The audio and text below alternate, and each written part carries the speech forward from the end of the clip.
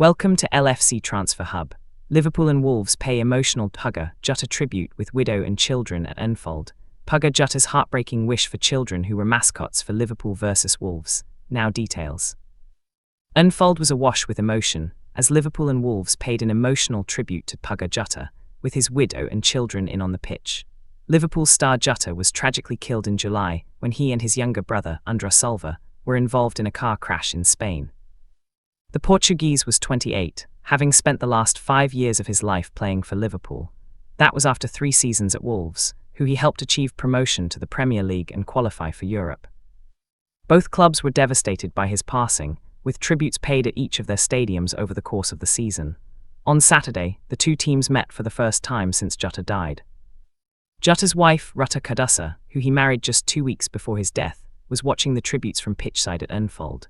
2 of their 3 children, Jota'S and Jota, were mascots and walked out alongside the players ahead of kickoff as an emotional version of You'll Never Walk Alone was sung from the Anfield stands.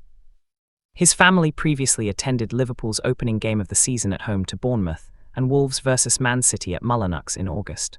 2 mosaics across 2 stands were unfurled during a minute's silence, reading DJ 20 and AS 30. A banner on the cop also read, Jota'S, Jota, Mefilda, Anfield will always be your home. Mefilda is Jota's 1-year-old daughter. The following day, Jota was at Mullinux for Wolves' opener against Manchester City. She stood alongside Jota's parents, who could be seen wiping away their tears, and his longtime teammate, Ruben Neves. The entire Wolves squad were driven to Anfield on Boxing Day to pay respects at Jota's memorial era outside of the stadium. Interim Executive Chairman Nathan Shee, head coach Rob Edwards and goalkeeper Hussar laid wreaths outside Anfield. Liverpool fans regularly pay tribute to Jota by singing his chant in the 20th minute of each match, a nod to his shirt number, which has been retired in honour of the forward. In his programme notes, Liverpool manager Arne Slot looked back on what's been a turbulent 12 months at the club. Doing so leads me to think especially of the family of Pugga Jota on what will be their first Christmas without him, Slot wrote. It is not my place to tell them where they should look for comfort, if that is even possible, but I can only hope that the feeling of love and affection that Pugga still generates brings them some solace. The sense of loss will be particularly strong on Saturday, of course, as it will be the first time that Pugga's 2 English teams will meet since his tragic passing. Like us, Wolves were clearly very affected by the loss of such a special player and person, so my thoughts continue to be with them also. Reds captain Virgil van Dijk wrote in his notes, the loss of Pugga Jota and his brother Andrés Silva in July was something none of us could ever have prepared for, and something all of us are still coming to terms with. Our thoughts, as ever, remain with Pugga and Andrés' family. They will never ever be forgotten, and we will carry their memory always. Pugga Jota's heartbreaking wish for children who were mascots for Liverpool versus Wolves. Pugga Jota's commitment to being the finest father possible to his 3 children was evident when the Liverpool star spoke candidly about his family life. More than 5 months have passed since Jota's tragic death in a car crash, alongside his younger brother Andrés Silva, news that sent shockwaves through the sporting community and far beyond. The Portuguese forward's legacy remains strong following his untimely passing. Liverpool supporters have made it their mission to keep his memory alive by belting out his chant during the 20th minute, matching his shirt number at every match. Beyond being an exceptional player who consistently delivered crucial goals when it mattered most, Jota was devoted to his family, a loving husband and father to 3 young children. Those closest to him were acutely aware of how much his family meant to him. It was during Liverpool's triumphant Premier League title-winning season last year that Jota revealed how he juggled pressure and strived to remain an engaged and devoted father when returning home from his demanding role as a top-level footballer. In conversation with Liverpool's performance psychologist Lee Richardson before his daughter's arrival, Jota explained his wish to be the best dad possible.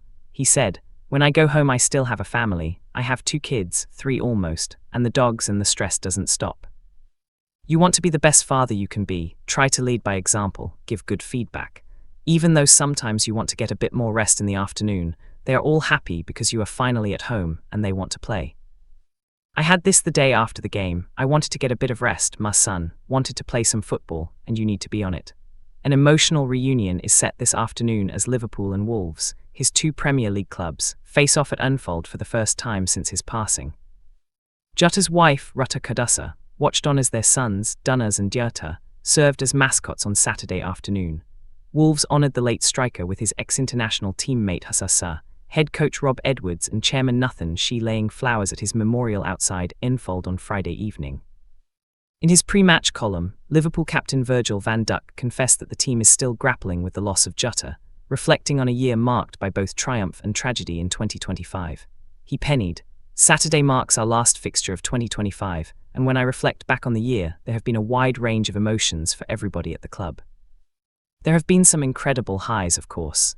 To become Premier League champions, as we did back in April, was incredible. Lifting that trophy in front of you guys at Anfield is a memory that I will never forget, I can assure you.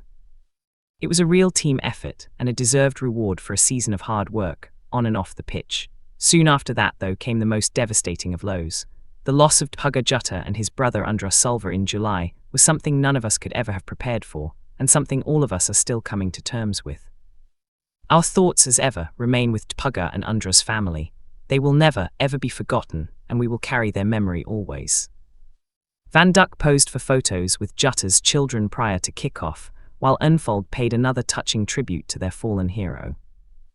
Liverpool transfer agreement theory emerges after failed move. I wouldn't be surprised. Former Liverpool defender Jota'S has said he wouldn't be surprised if Marc Guéhi secures a transfer in January. The 25-year-old saw his deadline day switch to the Premier League champions collapse after Crystal Palace called off the deal. Onslaugh's side have since been hit by a defensive crisis, with injuries ravaging the Dutchman's options. Ibrahima Konate seemed to be missing from the Reds' preparations ahead of their clash with Wolves on Saturday, December 27, while Joe Gomez has recently rejoined Giovanni Leoni in the treatment room, following his latest injury blow. Leoni, who arrived from Parma for £26 million in the summer, sustained a season-ending knee injury during his Liverpool debut against Southampton in their Carabao Cup victory in September. This has left limited choices for partners to line up alongside Virgil van Dijk. Jota'S, who lifted the Champions League with Liverpool in 2005, has hinted that it wouldn't be shocking to see the England international finally complete his move to Anfield next month. "I was so disappointed that Marc Guéhi didn't sign for Liverpool in the summer, but I wouldn't be surprised if they had a mutual agreement that it would go ahead in January," he said. "I hope he does, because he's the type of player I would like to see fighting with Konate for a position next to Virgil van Dijk." Liverpool have also struggled defensively in matches, with Konate battling to find consistency. The French defender, who has filled in alongside Van Dijk for most of the campaign, has had tough moments against Bournemouth, Newcastle United and Leeds United.